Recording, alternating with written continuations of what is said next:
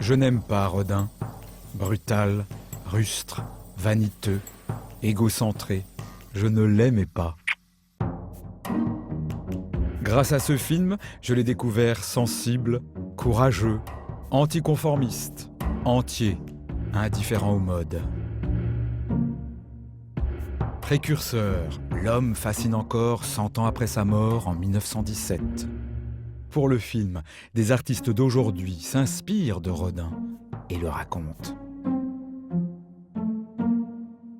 La vie et les œuvres de Rodin furent un véritable parcours du combattant. La belle Aulnières, acceptée. L'âge d'airain, calomnié. Le baiser, toléré. Le penseur, attaqué. L'homme qui marche, repoussé. Le masque de Camille, mal aimé.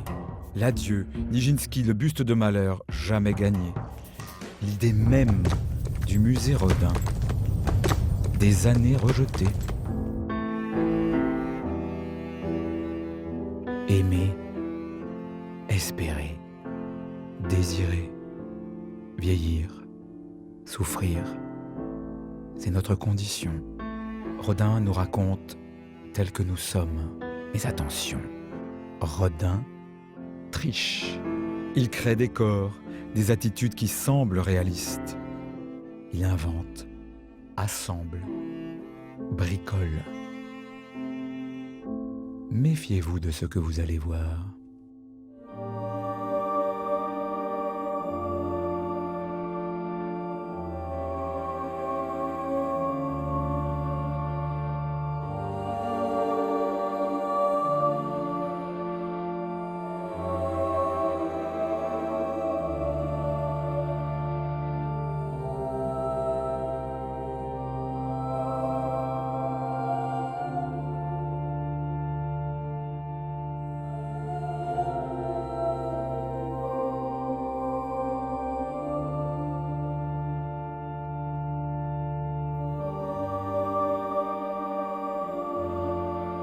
Elle ne nous regarde pas.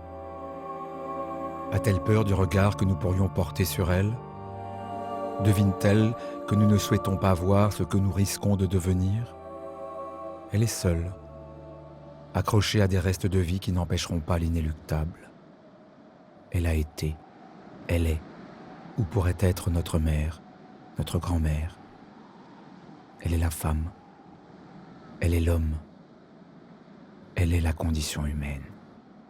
Cette culture, c'est la danse de la mort et de la vie, le dernier tango sur terre avant l'enfer ou le paradis. Céline, pourquoi est-ce que vous l'aimez tant, Rodin? Mais parce qu'il sait sculpter des choses tellement essentielles, tellement spontanées aussi de la vie. Et moi, cette femme, elle me touche parce que c'est pas beau à voir. Et lui, il a su sublimer quelque chose qui n'était pas beau à voir. Et c'est ce que j'aime faire aussi via la danse, c'est que c'est pas beau de voir quelqu'un qui va pas bien. Et elle est belle. Elle arrive encore à être belle comme même quelque chose qui se décharne et quelque chose qui est... c'est beau, quoi. De formation classique, Céline Lefebvre est passée à la danse contemporaine et au hip-hop. À ses heures non perdues, elle s'amuse à sculpter. Sous vos yeux, rencontre entre la jeune femme et la vieille dame. Pour moi, je la sens fatiguée de porter sa vie, peut-être porter le monde aussi. Elle n'est pas obscène, elle est criante de vérité. Moi, je la vois avec beaucoup d'amour. Même décharnée, elle est généreuse. Là. On va imaginer le rocher comme ça. On appuie la main là et là. Moi, j'en ai marre des vieilles personnes qui me disent « c'est pas beau de vieillir ». J'ai grandi avec des gens qui me disaient ça. Eh ben merci Madame Aulnières, parce que moi je trouve ça, c'est beau. Elle est belle parce qu'elle a vécu. Et c'est de vivre, c'est beau. On peut pas dire que la vieillesse est moche ou est laide, dans la mesure où justement il y a un passé, il y a eu des joies, il y a eu des peines, il y a eu la vie qui a traversé le corps. Et le résultat, c'est si c'est de courber un petit peu la tête parce qu'on est fatigué, oui, on va aller retourner à la terre. On en vient, c'est pas grave. C'est un cycle.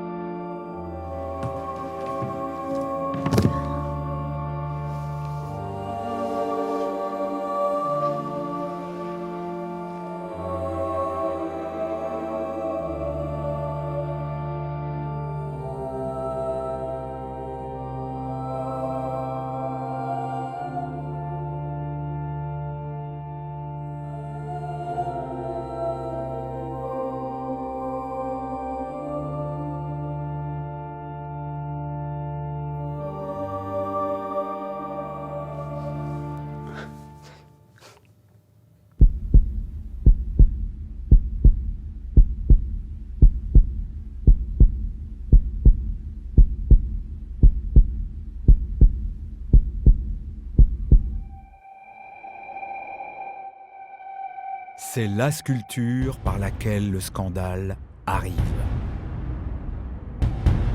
Lorsque Rodin l'imagine, la France est déchirée par la Commune en 1870. Rodin est absent des barricades, réformé pour myopie. Il s'installe à Bruxelles pour quelques mois. Il y vivra 7 ans. Le sculpteur décide alors de représenter un homme, le premier homme, un guerrier dont il va supprimer la lance. Un homme dans le doute, dépité, une main posée sur la tête.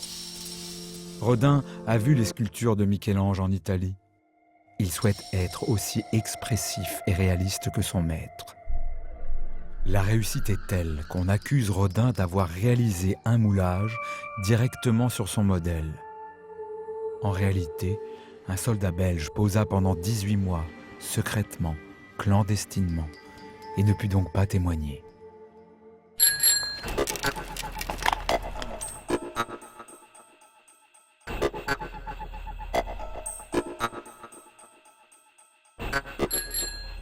Le scandale passé, l'Âge d'airain offre à Rodin la notoriété. Celle-ci le conduit même à la commande de son œuvre capitale, La Porte de l'Enfer. Rodin aurait aimé connaître la reconnaissance par une voie très académique, en passant par l'école des beaux-arts, mais il fut recalé 3 fois et en fut à jamais blessé. Pour le film, exercice de style à l'école des beaux-arts, sujet imposé, l'Âge d'airain.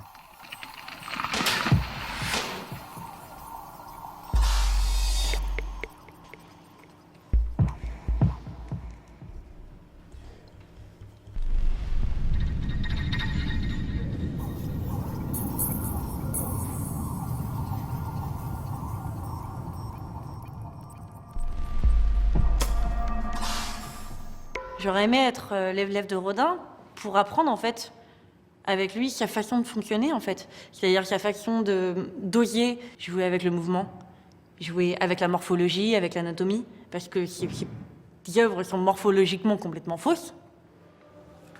Et à l'époque, c'était quelque chose de dingue en fait. Apprendre avec un précurseur, c'est un honneur. Cécilia Breuil, 25 ans, et Clément Denis, 23 ans, sculptent et peignent aussi. Ils sont en 3e année à l'école des beaux-arts. Rodin, mort il y a plus d'un siècle, a forcément marqué mon travail.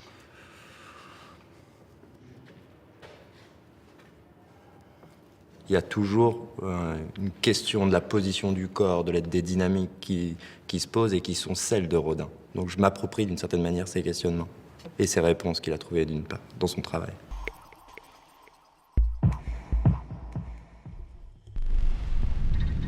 Dans l'Âge d'airain, ce qui m'intéresse, c'est cette dualité entre la courbure d'une hanche et la force des pectoraux. Parce que cette part entre la force et la tendresse, la masculinité et la féminité est présente en chacun de nous et dans ces sculptures. Et c'est le fait de mélanger entre hommes, femmes, cette sexualité des corps. Il arrive à rendre finalement la sculpture érotique à ce moment-là.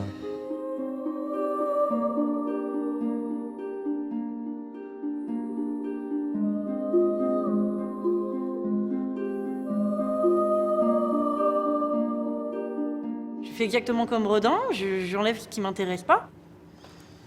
J'ai décidé de lui couper la tête, de lui couper les bras, de lui couper les jambes, pour ne garder que l'essentiel de la pose. Et l'essentiel de la pose, c'est le déhanché, c'est le décalage de la ligne, là, la ligne des épaules, la ligne des hanches, et le déséquilibre en fait de son buste. En regardant son visage, j'ai presque envie de l'embrasser, mais l'Âge d'airain, c'est un petit peu trop féminin à mon goût, et je crois que je préfère ses abdos.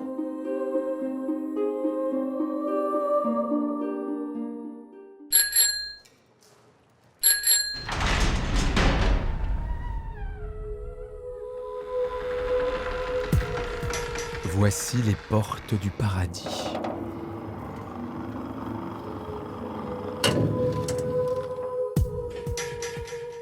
Les portes du refuge d'un peintre et d'un sculpteur intranquilles.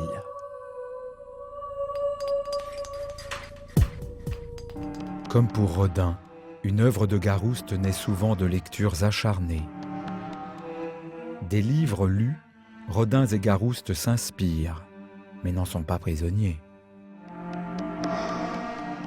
Leur lieu commun d'enfermement et d'épanouissement, leur centre d'observation est leur atelier.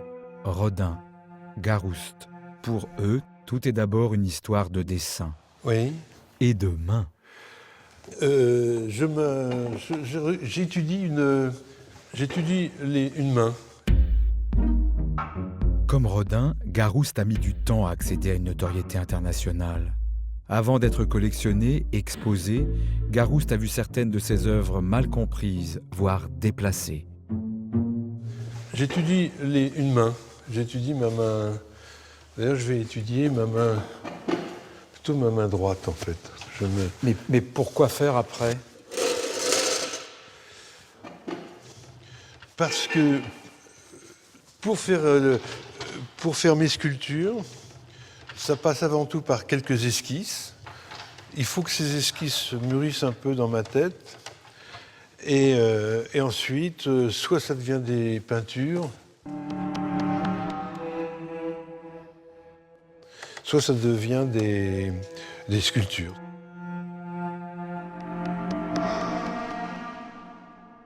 Pour moi, Rodin, c'est une figure incontournable. C'est quelqu'un qui introduit l'art contemporain, donc il faut qu'un sculpteur commence son regard sur Rodin. Rodin n'a pas été classique dans sa manière de travailler.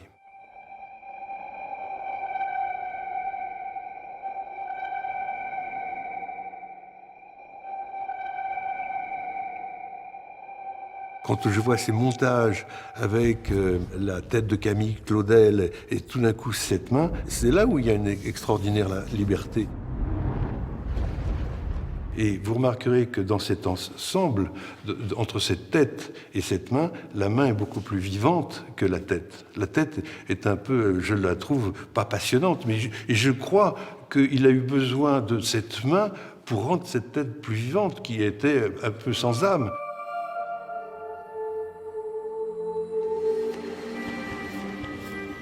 On peut essayer d'imaginer ce qui se passe dans l'atelier. Il a une tête en plâtre, il a des mains, plusieurs mains, il travaille.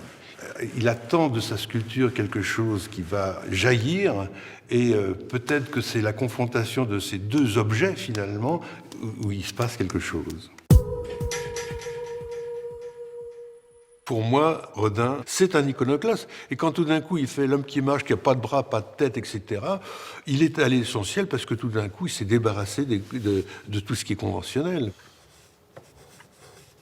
Si il posait pour moi aujourd'hui, vu le personnage, ce qui m'intéresserait, c'est de ne pas le mettre dans la réalité de ce qu'il est, dans le quotidien. Le quotidien m'emmerde en général, et moi j'aime bien retrouver une ambiance mythologique. Donc j'adorerais le déguiser en Bacchus, par exemple, je le vois assez bien en Bacchus, et à poil, ou je sais pas, avec des grappes de raisin. Garouste, Dante, Rodin se sont souvent laissés inspirer par toutes sortes de légendes.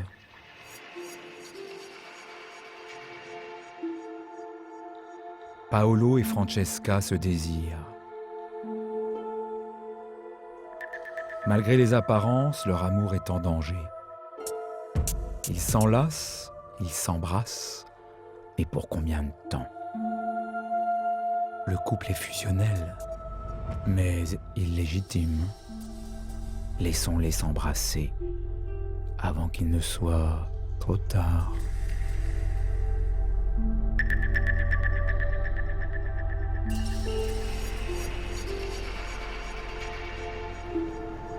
C'est le pied de Francesca qui bloque le pied de Paolo pour ne pas qu'il s'en aille.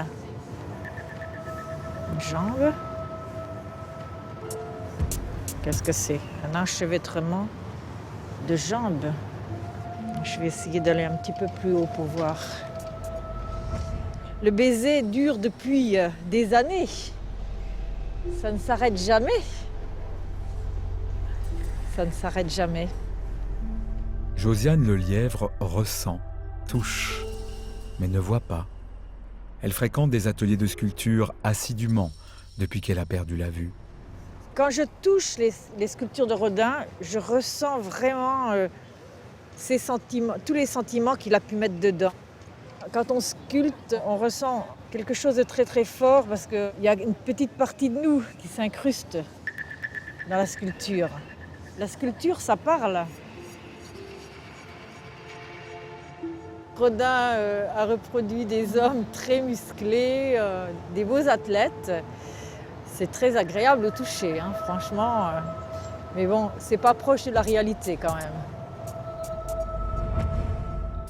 Si nos mains se rattachent au tracé qui l'entoure, elles dessineront au passage l'inconnu d'un nouveau corps.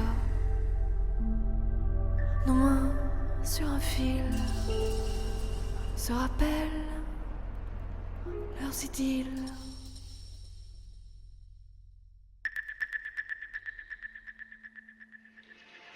Ah, c'est sa main, elle l'enlace très très fort. C'est elle qui a le pouvoir sur lui. Pourtant, elle sait qu'elle fait des choses qui ne sont pas très bien. Elle faute. Elle est en train de tromper son mari quand même, donc c'est le dernier baiser. Le dernier baiser. Et pour cause, Paolo et Francesca s'embrassent, mais sous le regard du mari de Francesca, qui tuera l'un et l'autre. Le baiser est une des rares œuvres qui connut pour une fois un immense succès populaire dès sa présentation en 1887. Je considère que ce projet est scandaleux. Mais quelques critiques conservateurs, ceux du genre qui empêchent toute évolution, ceux qui ne sont pas d'une grande tolérance. Les homosexuels, on n'en veut pas? Bref, certains psychorigides, souvent puritains, ne manquent pas de trouver le baiser trop lascif, trop pernicieux, trop. Le mariage, c'est pas ça, à vous, maman! Rodin, ce n'était pas ça, jusqu'au baiser, que le grand public aime pour son classicisme. Rodin, lui, rejette l'œuvre pour cette raison-là. Cela ne l'empêche pas d'en tirer profit et d'en éditer de nombreux exemplaires. Rodin reçut une commande de l'État en marbre, et même la commande très particulière d'un milliardaire américain qui demanda à Rodin que l'amoureux de la sculpture exprime davantage son désir pour Francesca. Un baiser tiroir-caisse qui concourut en 1895 à l'acquisition par Rodin, au comble de sa gloire, de la propriété des Brillants à Meudon, aux portes de Paris. À Meudon, Rodin y réside plus de 20 ans. Il y reçoit ses amis et y habite avec la délicieuse Rose Beuret. Aimante, souriante, drôle et raffinée. Mon Roro, ce soir c'est choucroute ou potage bio? Régulièrement, Rodin se rend à Meudon, à ses ateliers parisiens, dont celui de l'hôtel de Biron, qui, comme la villa de Meudon, est devenu le musée Rodin. Les plâtres, qui donnèrent naissance à tant de bronzes, sont aujourd'hui exposés à Meudon. Nombre des œuvres de Rodin sont conservées et très protégées dans les sous-sols de la propriété. Chut.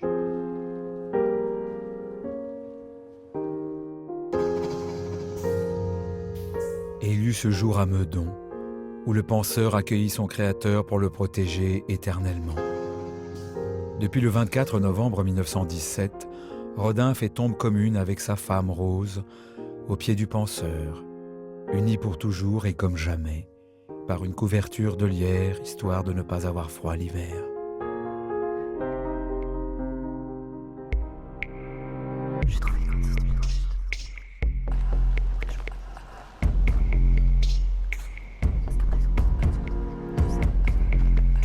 Attention aux impressions trompeuses.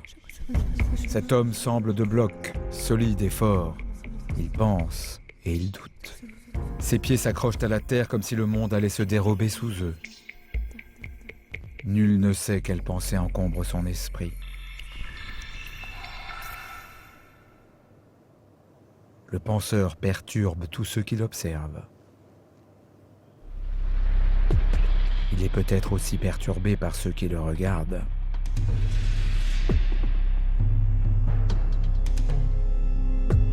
Il est très refermé. Vous voyez, des gens qui réfléchissent comme ça, on a l'impression qu'on peut s'approcher, être en sécurité.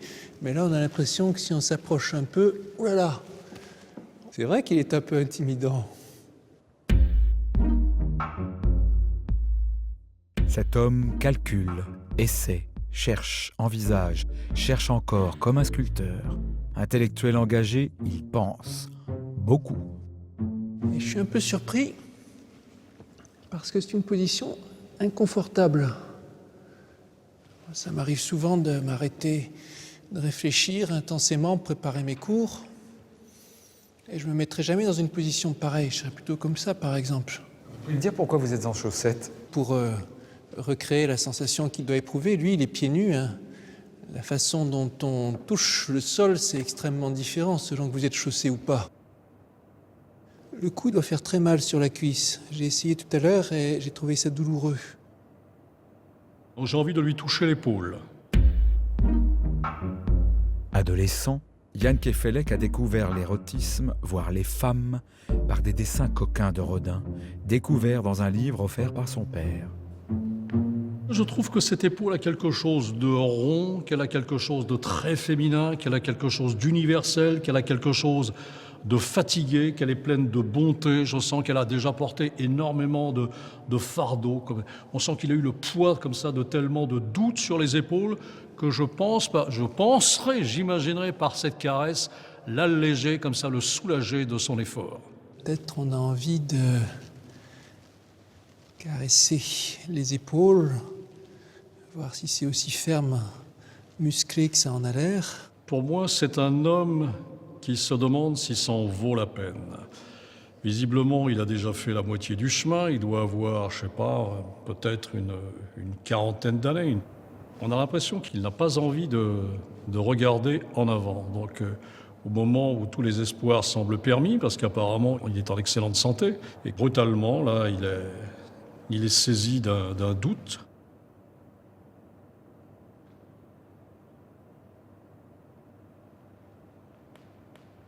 Il doit penser à quelque chose qui vraiment le tourmente. Rodin, il s'est dit, je vais faire un homme pensant, un homme qui a la malédiction de la réflexion, et on va le mettre dans une position inconfortable pour qu'il souffre ainsi pour les siècles des siècles. De temps en temps, je peux être cet homme-là, même si je n'en ai pas l'aspect. C'est-à-dire quelqu'un qui se pose la tête sur la main et qui s'abandonne une rêverie qui n'est ni positive ni négative, mais qui est tout de même qui ressemble à la vieille interrogation philosophique et shakespearienne du to be or not to be. Si ça se trouve, il a tellement réfléchi qu'il s'est endormi en réfléchissant, posé en appui sur sa cuisse. Ou alors c'est Rodin contemplant son œuvre.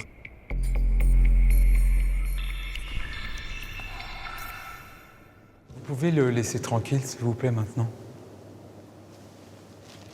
Et je fais quoi?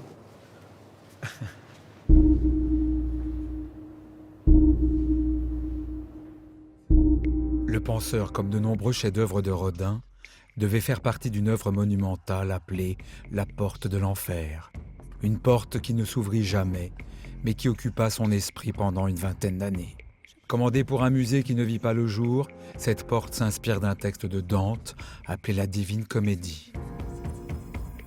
En 1900, Rodin osa exposer sa maquette géante en plâtre, sans le penseur, ni aucun des personnages qui devaient en faire partie. Scandale.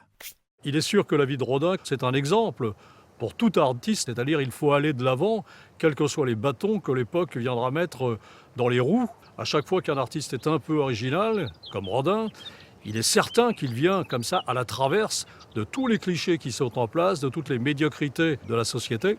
Tout le progrès dépend du déraisonnable. On sait bien que les humains déraisonnables sont ceux qui font avancer le monde parce que, au lieu de s'adapter à l'univers, ils adaptent l'univers à eux. Et quand on voit que Rodin est parfaitement déraisonnable, déraisonnable. Le penseur a failli connaître la gloire devant le Panthéon, mais fut attaqué en 1906, puis installé à nouveau devant le Panthéon d'où il fut congédié plus tard, en 1922, jugé trop envahissant, trop encombrant, trop nu, trop grand, trop petit, toujours trop, encore trop. La porte de l'enfer fut le grand chantier de Rodin. Sans un autre chantier, probablement un des plus importants de l'histoire de France, Rodin n'aurait certainement jamais été sculpteur. Dans les années 1850, Napoléon III fait appel au baron Haussmann. Paris est insalubre. Paris étouffe. Haussmann veut éradiquer la misère et les coupe-gorges. Il détruit les quartiers pauvres, dont celui où a été élevé Rodin près du Panthéon.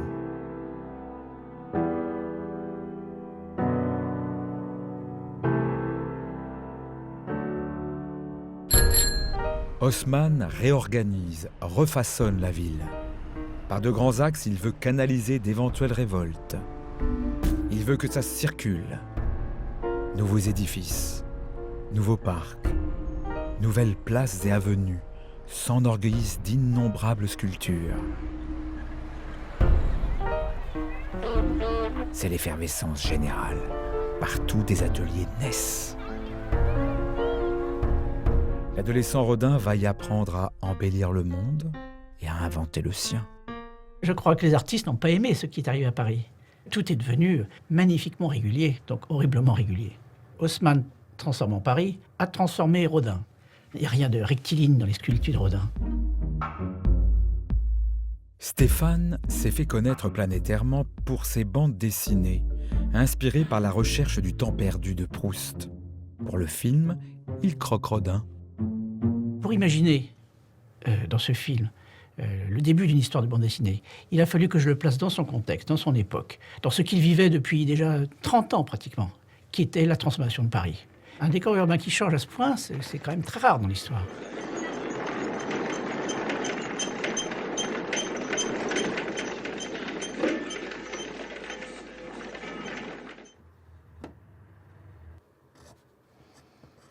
Ce qui me fascine chez Rodin, c'est son visage d'abord. Un visage sauvage, un regard incroyablement intense. C'est un dessinateur autant qu'un sculpteur. C'est un petit pauvre qui est devenu immensément riche. Ce qui est frappant sur les photos, quand il prend sa pose, il a toujours ce même regard sombre, dur. C'est le regard d'un homme qui a souffert.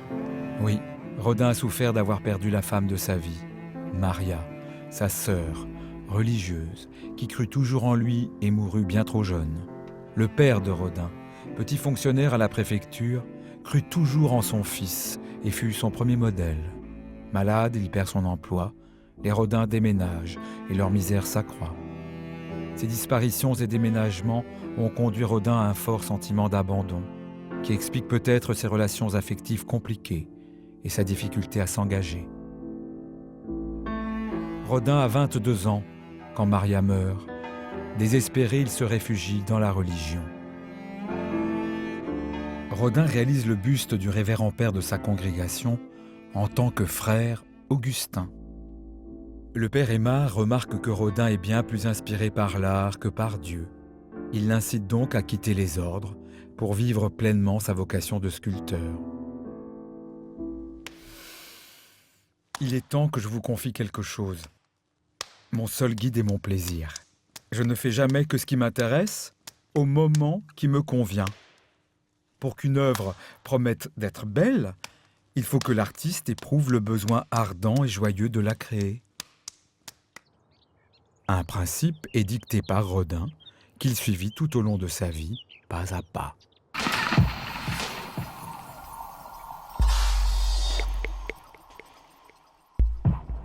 Nous avons des jambes, des pieds, des muscles pour avancer. Mais nous sommes fragiles. La vie nous fait tituber, trébucher, tomber. Tout est question d'équilibre, comme les sculptures de Rodin.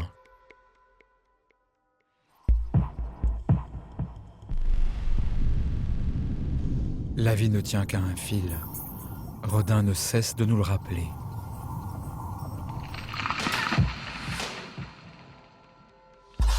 Les doutes nous amputent. La tristesse nous décapite. L'homme marche, oui. Mais dans quel état? Et marche vers où? L'homme qui marche, on ne sait pas où il va. Comme moi, je ne sais pas où je vais sur ce fil. Je suis un peu cantonné à faire des allers-retours sans cesse, sans jamais savoir où je vais. Ce qui est bizarre dans cette sculpture, c'est qu'il y a le bas qui marche dans une certaine direction et le haut du corps, on a l'impression qu'elle va dans une autre direction. Et c'est cette contradiction qui donne toute la puissance de cette sculpture, je pense. Jean-Charles Gaume est un artiste complet, acrobate, danseur. Il est acteur aussi. Il participe aux expériences circassiennes les plus audacieuses. Jean-Charles, il y a des points communs entre l'acrobatie et la sculpture? Alors, il y a des points communs entre l'acrobatie et la sculpture. Pour moi, c'est le mouvement et la question de l'équilibre. Rodin, il a coupé les têtes dans pas mal de ses sculptures. Vous êtes jaloux? Je suis un petit peu jaloux de Rodin pour ça, oui. Parce que si j'avais pas ma tête, ce serait plus facile. Parce qu'on est tout le temps en train d'essayer d'évacuer toutes les pensées qu'on peut avoir pour être vraiment que dans l'instant et dans ses sensations.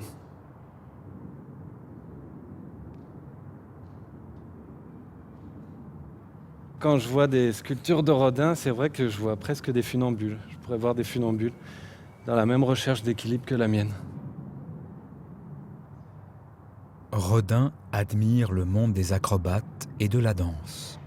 Il espionne, croque le moindre mouvement.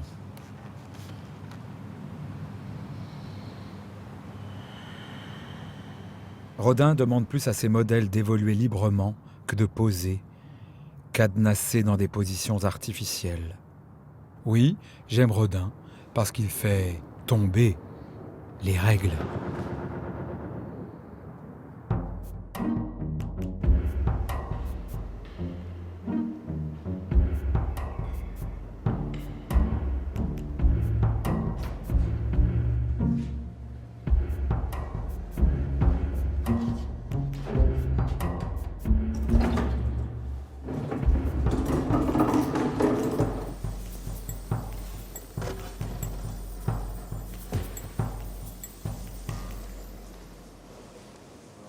Est-ce que je peux toucher le visage?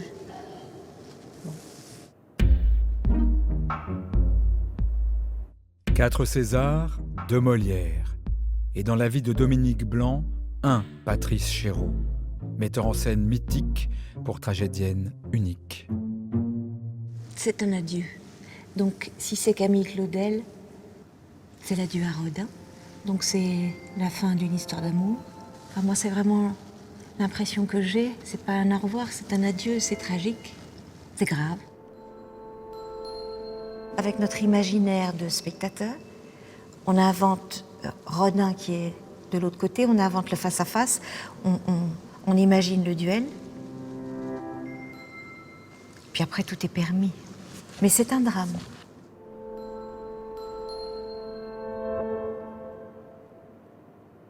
Le visage et les mains sortent de la matière. La matière, on l'a, elle est brute ici. Et puis ici, il y a comme une espèce de mouvement de spirale, en fait, qui semble l'entourer.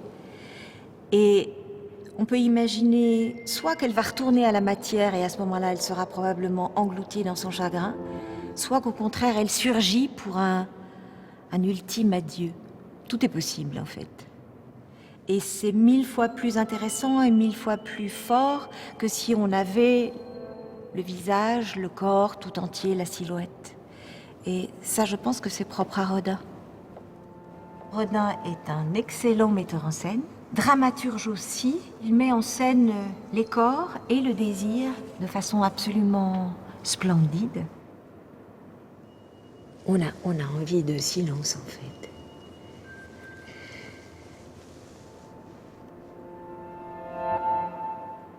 Je pratique beaucoup la méditation. Et bien devant une statue comme ça, on peut méditer des heures entières. Comment partager cette beauté si ce n'est regarder et se taire? Non? Ça va être facile de vous poser une question après ça.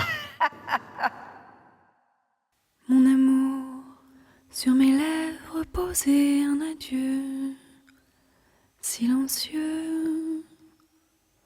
Mon amour, là j'embrasse en regardant tes yeux cet adieu. Mon amour, sur mes lèvres posez un adieu silencieux. Mon amour, là j'embrasse en regardant tes yeux cet adieu. Rodin n'a jamais dit adieu à Camille.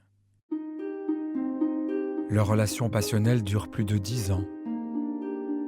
Ils se rencontrèrent en 1883. Il a 43 ans, elle 19. Rodin est ébloui par la beauté, la rage, l'audace de son élève.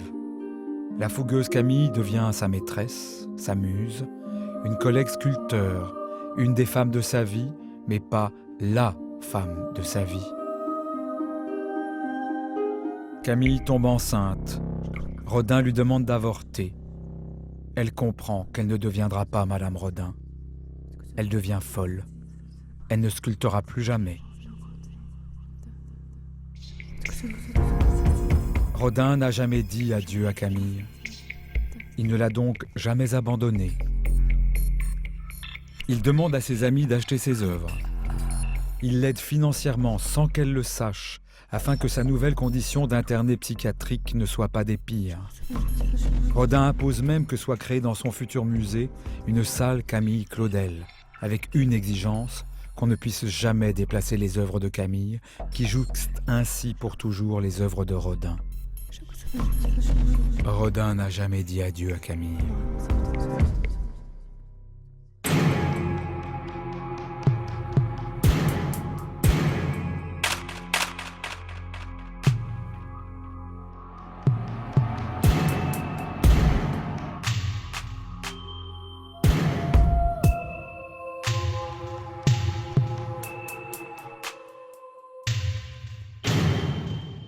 « 21 mai 1912, l'icône vivante Nijinsky danse. 12 minutes. La salle se dresse pour le huer. Nijinsky explose les codes de la danse classique.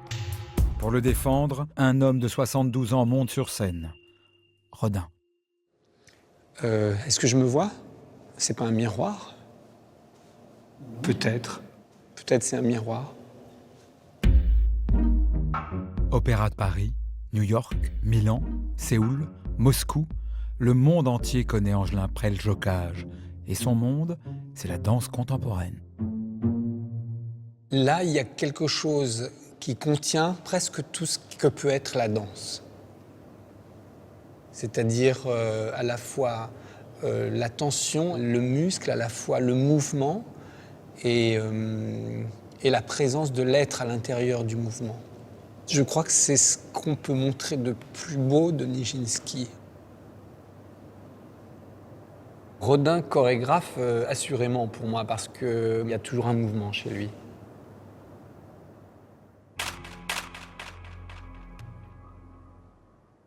Rodin est subjugué par la liberté des danseurs non classiques de son époque et la danse extrême-orientale. Il admire la liberté de mouvement. Il dissèque. Les mouvements observés deviennent des pièces détachées qu'il utilise ensuite au hasard de ses créations.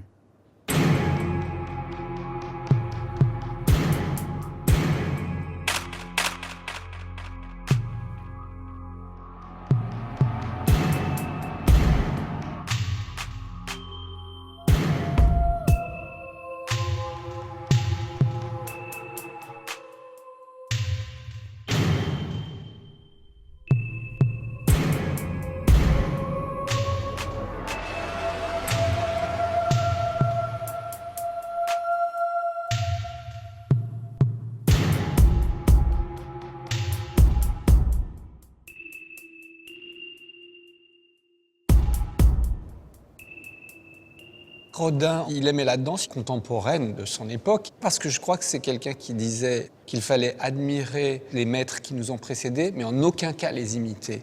Et je crois qu'en cela, il répondait à cette question par rapport à la danse contemporaine, qu'il ne fallait pas justement s'attacher à la danse classique dans ce cas-là, mais aller vers la danse contemporaine. Et 1 et 2, 3, rebondis, et là, la jambe, les hanches, et là, il y a et là. Ce que je sens dans l'œuvre de Rodin, c'est la tension de l'espace, comme si le corps essayait de pousser l'espace pour faire sa place. Et ça, c'est quelque chose qui me passionne, évidemment. L'espace qui vit et qui danse entre les corps.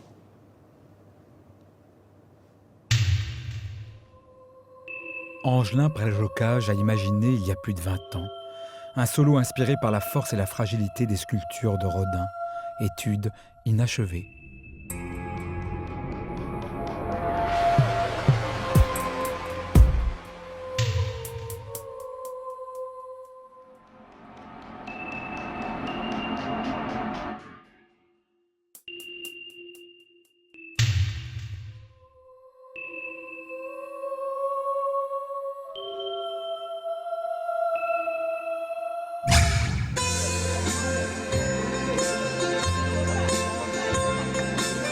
Ce guide de la fameuse province de Chixouan explique que Rilke, poète et ancien secrétaire de Rodin, invite celui-ci en 1908 à visiter l'hôtel de Biron, quasiment abandonné. Rodin va vite s'y installer, pour y travailler et y recevoir beaucoup. Rodin propose d'offrir à la France l'ensemble de ses œuvres en échange d'un musée qu'il souhaite voir installé à l'hôtel de Biron. Refus des autorités, pendant des années. C'est la Première Guerre mondiale. Ce musée, pas nécessaire. Il n'y a plus d'argent. Pas question d'installer des sculptures de femmes nues, là où vécurent un temps des religieuses. Malgré ses espérances, Rodin ne vit jamais son musée, né en 1919, 2 ans après sa mort. Le penseur fut congédié de la place du Panthéon pour être installé à l'hôtel de Biron, 5 ans après la disparition de Rodin. La porte de l'enfer fut réalisée en bronze, 11 ans après le décès du maître. La version en marbre du baiser est installée à l'hôtel de Biron depuis 1919, soit 2 ans après sa mort. Comme les hommes, le musée Rodin vieillit. Comme eux, après quelques opérations de chirurgie esthétique, il embellit.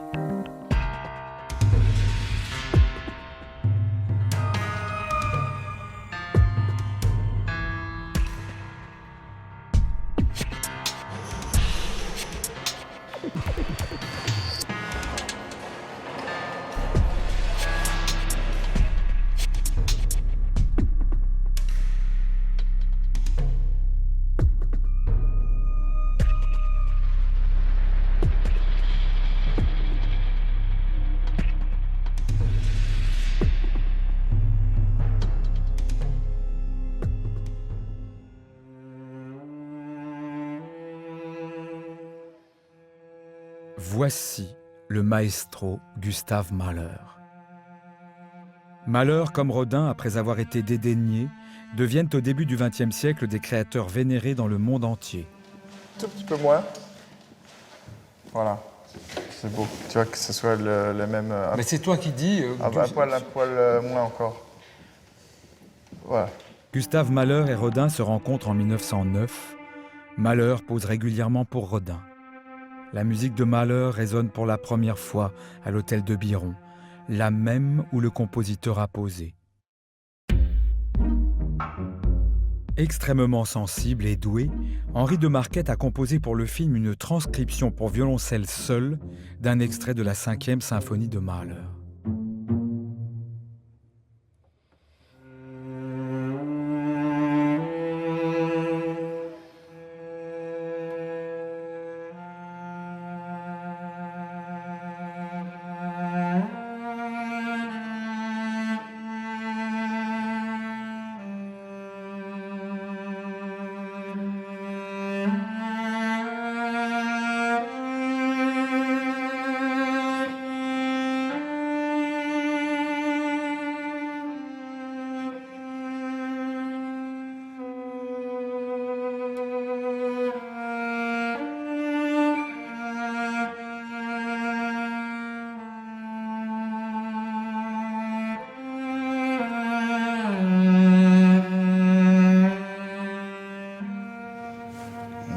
oui. Attends, c'est pas le bon, non? Attends. Il y a celle-là. Ça marche pas, non? C'est impossible? C'est impossible? C'est peut-être deux mains, de deux personnes différentes. Je pense que c'est la solution. On vous l'avait dit, méfiez-vous de ce que vous voyez. Et s'il s'agissait de deux mains droites, unies de façon absurde par Rodin, pour représenter les mains d'une même personne qui se tendent vers l'au-delà? Sauf que Rodin ne raconte pas cela. Il rend hommage à l'architecture gothique, dont les voûtes se rapprochent l'une vers l'autre pour tenir tout un édifice. Architecte, compositeur, danseur, acrobate, Rodin, le bougre égocentré, admire donc d'autres génies que lui-même. Merci Henri. Regarde ces mains audacieuses qui se dressent au rempart. Regarde toutes ces mains silencieuses qui s'élèvent au départ. Si nos mains se rattachent au tracé qui l'entoure, elles dessinent au passage l'inconnu d'un nouveau corps. Regarde ces mains audacieuses qui se dressent au rempart. Il faut toujours se méfier de Rodin. Une petite précision. Rodin n'a jamais sculpté. Cette photo, c'est une posture, c'est pour faire sculpteur, c'est de la com. Il n'a jamais taillé la pierre. Il s'est entouré de praticiens pour le faire. Il contrôle la création des plâtres qui deviennent ensuite des bronzes. Il surveille la naissance de ses marbres. Des mains de Rodin naissent surtout des dessins.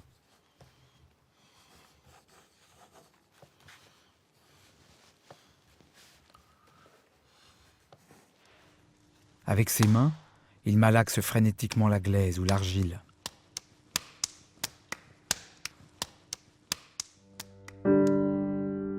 Les mains dans les œuvres de Rodin racontent tout, autant que les visages. Elles dansent, elles pleurent, elles réclament, elles espèrent ou désespèrent. Les mains de Rodin s'expriment, expriment. Elles ne sont jamais immobiles.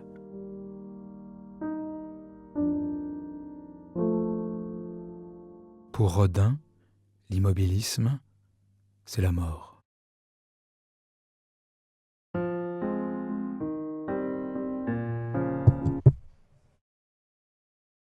Si nos mains se rattachent, Si nos mains se rattachent au tracé qui l'entoure, elles dessinent au passage l'inconnu d'un nouveau corps. Regarde ces mains audacieuses qui se dressent au rempart.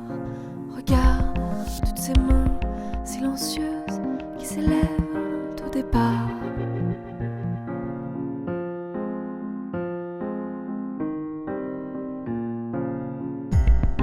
Nos mains sur un fil se rappellent leurs idylles. Sous tes mains, l'essentiel. Regarde toutes ces mains silencieuses qui s'élèvent au départ.